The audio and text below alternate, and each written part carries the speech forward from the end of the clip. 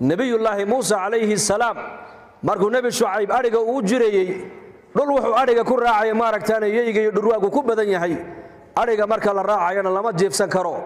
geel iyo looda marka la raacayo waa la jeefsan karaa laakiin arijuruhu ma jeefsan karo waayo dacwada ayaa ka dafaysa dhurwaaga ayaa ka qaadanaya muusa calayhi salaam uu daalay marka deedna geed buu hoos fadhiistay baa isagoo daalan dhinacna uga baqayo dhurwaagu inuu xoolaha ka qaato ka dafo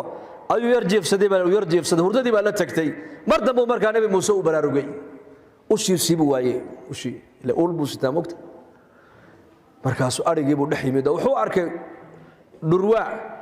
ushii nabi muuse haysta calayhi salaam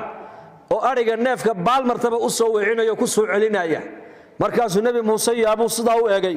waa dhurwaagu ariga uga baqayay baa u soo ilaalinaya markaasaa haatif dhawaaq buu maqlo lagu yidhi kun lii kama uriidu akuunu laka kama turiid yaa muusa sidaan anigu aan doonaya haddaad ii yeesho sidaad adigu aad rabtana annagaa kuu yeelana baa ilaahay ku yidhi sida rabbi doonayo haddaan yeelno sidaan inaku doonayna ilaahay noo yeelay dad badan baa kula noloshaan maanta fahmi laanahay nolosha haddaad cibaadada ka dayi weyda macaankeega ma fahmi karaysid waad wareeri waad dawakhi adoo wareersanna malakalmowdka ku imana ogow